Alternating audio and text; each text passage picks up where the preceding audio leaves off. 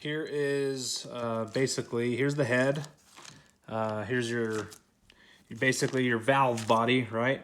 So we've got two valves. We've got this valve is the intake valve, this valve is the exhaust valve. How do I know that? Well, you gotta turn around and say, well, which side did your carburetor go on? And which is the black nasty side where all of your exhaust comes out, right? So that'll help you always just kind of determine. I've got exhaust, intake. You can flip it around and it's no mystery. Which side does the carburetor go on? This one. So that said, I'm now going to, I guess you could say rebuild. I actually didn't get a new cam because I looked at the cam and the cam actually looks okay. So what I'm going to do is I'm going to remove the valves and slide them out, and then I'm going to lap the valves. So when I pull out the exhaust valve, so you'll notice the intake valve is a larger diameter than the exhaust valve. So I'm going to pull out the intake valve first, and I'm going to clean out as much of that carbon deposit as possible. You can tell this thing was running rich. I've actually cleaned off a lot of this already. So, and then there's where your spark plug comes in. There's that hole. So I have a lapping compound that I'm going to use. This is the valve lapper, if you've ever seen one of these. And basically the way this is going to go is once I take the spring out and I loosen the valve, I'm gonna take this suction. It has to be a clean valve. So I'm gonna do this with the new when I get the new valves slid in there. But you basically suction on there, and then there's that gritty kind of sandpapery lapping compound, and you just basically, like you're trying to start a fire with sticks, you just kind of work it back and forth and back and forth and back and forth, and then you basically do it until you feel like you don't have any other carbon deposits that could potentially be between the valve and the head. So because you want this thing to close nice and tight, you don't want no energy loss. This is actually where you get compression loss. If this valve doesn't actually seat closed, then when you actually have the explosion that happens inside this combustion chamber, you're going to have loss of energy seep out of those cracks. So a couple of places you could have loss of energy seep out the head gasket, even the spark plug fitting if your spark plug isn't torqued to the right spec. You could also lose energy. This engine's upside down, but you could lose energy as the piston fires down. You could actually have some energy escape around the edges of the piston, which you would replace your piston rings to fix that. So, and that's exactly what I'm going to be doing. So right now, I'm going to take these valve springs off, and this is a valve spring compressor tool that I've had for all of my lawnmower and other kind of small engine projects. And I was wondering if I was going to have the right angle or available to me to work on this particular setup, and I am. So this particular valve spring compressor actually is going to work pretty good for this project. So what I'm going to do is I'm just going to kind of work it between the very bottommost rung that I can, and then adjust the top so that it actually squeezes down on top of the spring, and then I can pull out the valve spring stops that are up there. Okay, so basically there it is. I've got the valve spring compressor tool in there. It's actually pretty easy to get in there. Now all I got to do is turn this, and you can kind of see it really starts to compress that spring really well. Now, this has a dual spring in it, so there's actually an inner spring that I actually did not grab, but it's still compressible. You actually still get some movement. Oh, so you actually see when I push the valve down, it actually opens the valve. See that? So I don't want that, but I at least have enough play once I can use this with two hands that I can push this down and then get my valve tool in there and then pull out these these little stop rings that are in there. So I'm gonna take advantage of my second hand and do that. See if I can do this while I'm holding the camera. So basically, I can take this. This is much easier to do when you got two hands. Now you can just kind of push down. Okay, that other one actually already fell out. Now I can just reach in there with a pair of needle nose pliers and just grab that second half. See how it's just loose in there? Now I can just pull that out, and then I can release the spring compression. Okay, so there's basically your locking pins or locking rings, whatever you want to call them. And now that those are off, I can basically just take my springs and just lift them off. So I'll just leave this loaded in here, and I can just pull this other one off. Easy, just that easy. So now I'll loosen the tension on the valve. I don't really care what happens to these valve springs because I actually have replacements that I'm going to put new ones in. So I'm going to leave the valve channels here, and I'm only going to replace the valves themselves and the valve springs. But again, like I said earlier, I'm going to lap the valves. So we're going to get this nice and polished and get this nice and cleaned up. So now that I've got the valve spring off, I can actually just pull this exhaust valve right out. And there you go. Actually, looks like it's in pretty good shape. I don't see a lot of, like, I don't see any carbon deposits or anything. So I think my exhaust valve is probably okay. And then kind of looking here, I'm looking to see if there's a nice even, surface contact. And it looks like there is. I mean, this is actually my intake valve. That's why it's cleaner, but so I don't see any issues with the intake valve. That actually looks, because if you actually have a valve that is crooked or something like that, you'll actually be able to see it. You'll be able to see an imperfect, indentation here, right here. But you can actually see this is more or less uniform all the way around that nice clean circle where it makes contact. You can tell that's actually seating nicely. So our issue with compression, I really don't think it has been the intake valve. So we'll take the exhaust valve out and we'll compare the two. Okay, so now let's pull the exhaust valve out. And we'll kind of look at the same. See, the exhaust valve is a little interesting because you can actually see it isn't clean all the way around. And I shouldn't have touched it. If you actually look at the valve, it actually looks pretty dirty. So I think that there actually has been something wrong with the exhaust valve. You can see it's burned all the way through. It's not making good contact. So I'm not sure if this is the smoking gun, but this is there's definitely an issue with this. That's going to create an issue with seating for sure. So this exhaust valve definitely needs to be lapped. Looking forward to that. So while I've got this out, I'm going to go ahead and clean out the rest of the inside here. I'm going to see how polished I can get it with just using carb cleaner. I'm going to, don't use any soaps or anything like that. Just use solvents and carb cleaner, and really nothing more abrasive than maybe even some steel wool. And even around these valve seats, be careful even at that. You don't want to go too crazy. So I do, but yeah, I do think that there is something wrong with this exhaust. I don't think the exhaust was closing like it should, so we might have found something here. It's definitely you can see this is the intake one. You can kind of see how clean it is. Now, granted, it is the intake, and if you run the engine rich, this is going to happen in your exhaust for sure. That's where all the black comes from. Is your engine is run rich, you haven't got the engine back up to temperature, hot enough to burn it all out of there, which, that's actually sometimes good to go rip and really push the engine every now and again, because it actually helps burn off some of these carbon deposits. So anyways, that said, now the cylinder, or excuse me, the head is now completely disassembled. Again, I'm gonna leave the valve seats and the valve guides in there, but let's go get this thing cleaned up.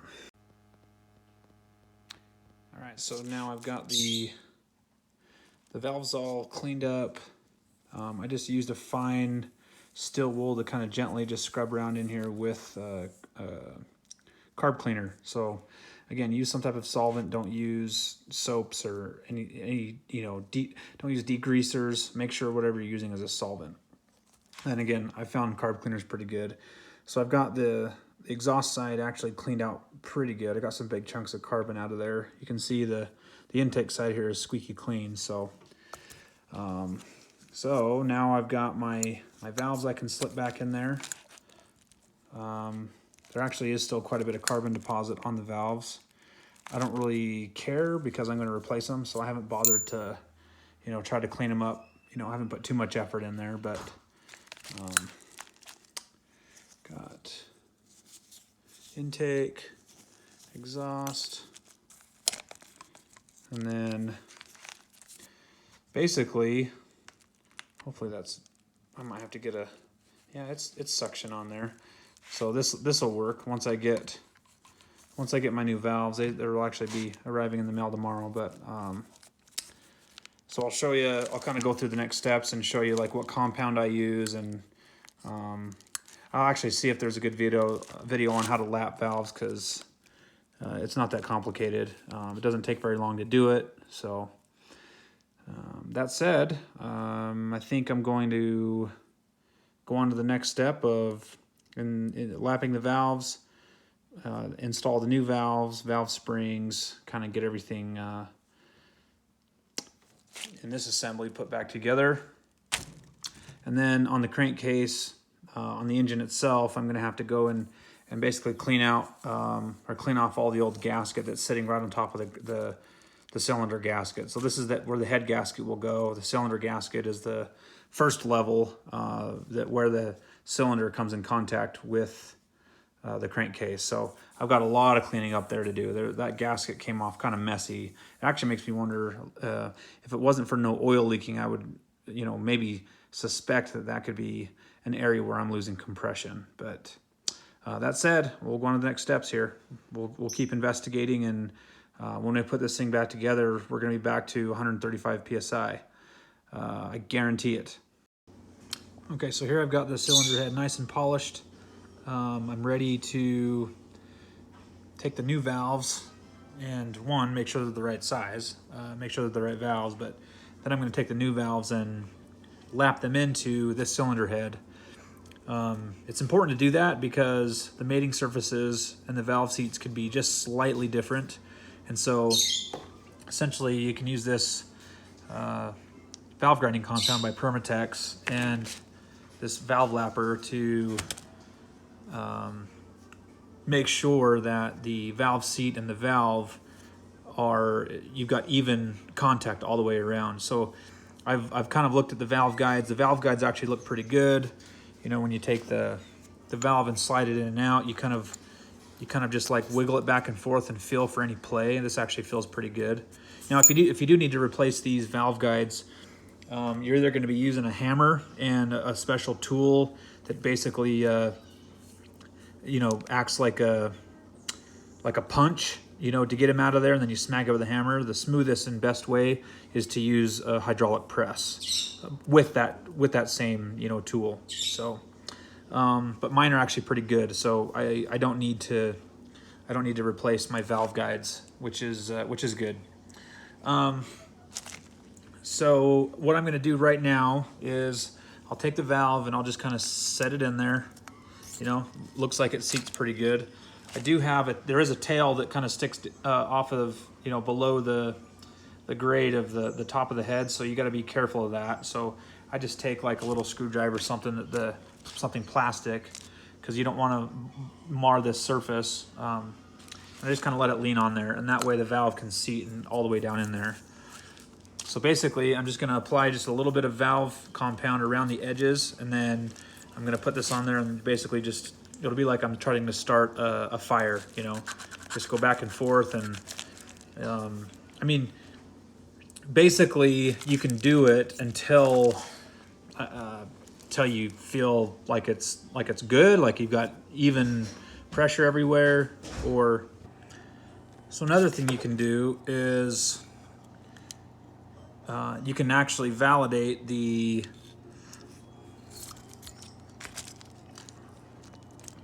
condition of your cylinder head by basically, according to I'm looking at the manufacturer's, the service manual, and if the valve seat is 1.8 millimeters or less, and basically you kind of have to just eye it, you know.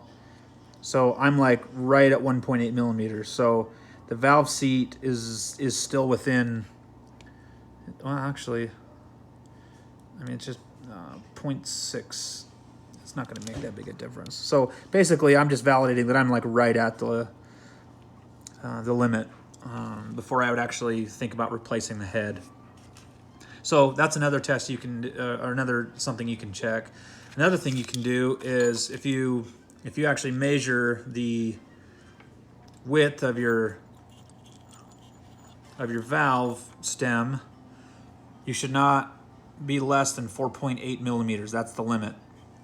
So the valve guides, you need a 5 millimeter valve guide or a valve setter to slam that in there. So basically what they're saying is you can have barely some play, some wiggle room. I mean, they have to so that it's not tight in there. These valves have to slide up and down the valve guides, but so the limit on this is 4.8. So if you're actually pulling your engine apart and you're not replacing the valves like I am, but you're just kind of giving it the once over, getting it all cleaned up and stuff, these are some things that you can check. Also, if you look at the valve springs, the large valve spring, if it is smaller than, or with its free tension, if the free tension is less than 37 millimeters, then you have to replace the valve spring. And then this smaller one, I think it was 27. I'm pretty sure it was 27. I'll put it on the screen. But basically, this is the inner smaller spring that goes in there. And if it's if it's smaller, if the free tension length is less than 27 millimeters, then you'll want to replace the valve spring. So I'm going to go ahead and lap the valves, and then I'm going to reinstall. I think I've already kind of shown enough of the process as far as like how to actually lap the valves. You kind of have to just make sure that you don't exceed on this particular engine the 1.8 millimeter limit as far as the width of the valve seat. So as long as you don't do that, you're probably okay. I lapped this for probably about, a good maybe 4 or 5 minutes, and not constantly, but something else is sometimes people will actually use a drill to do this, and you can search the internet for some other sources on whether or not that's a good idea. But essentially what they do is they put duct tape or electrical tape or something on the back end of this stem, and there's enough sticking out that typically you can get a drill chuck in there, and people will just turn it from the very back. And like I said, there's the jury's. You can go check the jury on the WeberNet to see what people think about that. Some people are for it. Some people are against it. Some people are for it when you have a really bad, gouged and scourged valve seat, and you really need to get big chunks of stuff out of there. That using the drill method, can be an efficient way to smooth it down quickly. But again, it's also another way to pass the service limitations, in this example, 1.8 millimeter wide valve seat. So something to keep in mind, but I'm not going to do that. I'm just going to stick with hand lapping. And so once I'm done with lapping the valves, I've already made sure everything's nice and clean.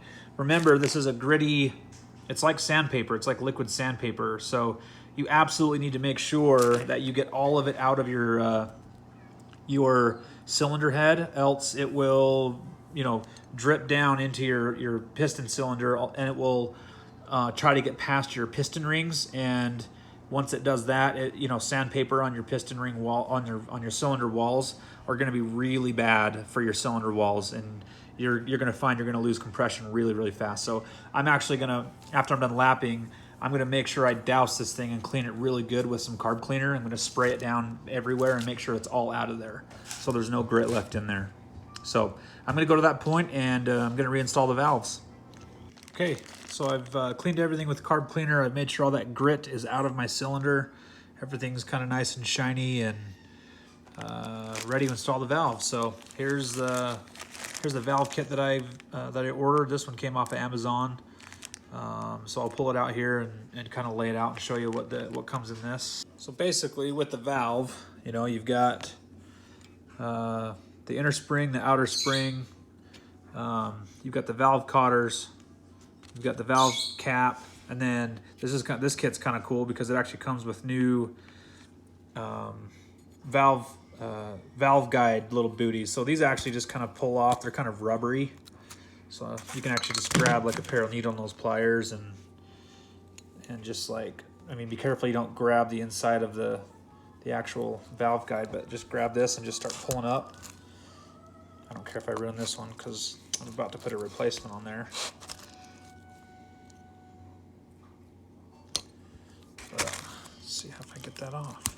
Basically, just it's hard for me to hold the camera and do this, but if you just grab, I just got to get a good grip on it, and it'll come off.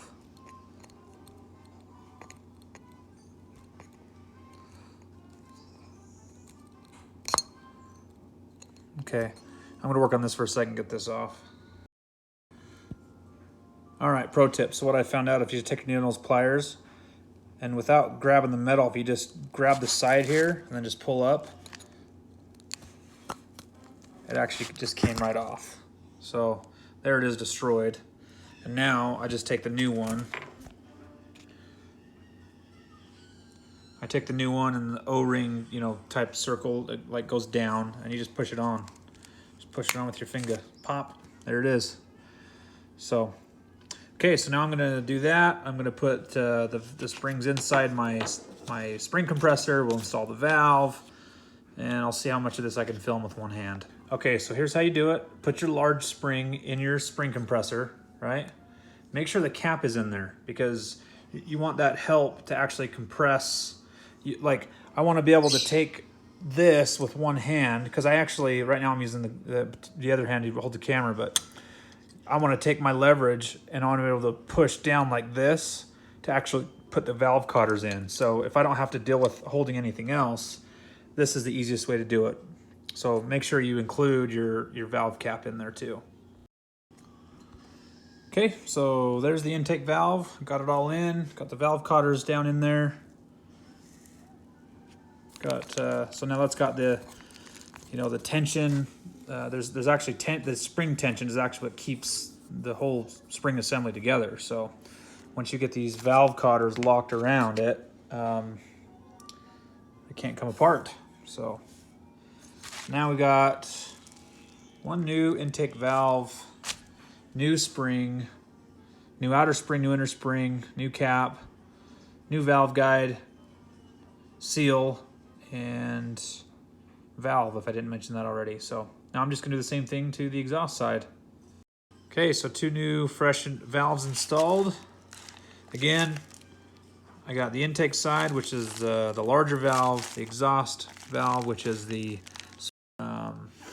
so that is what you call one nice valve job.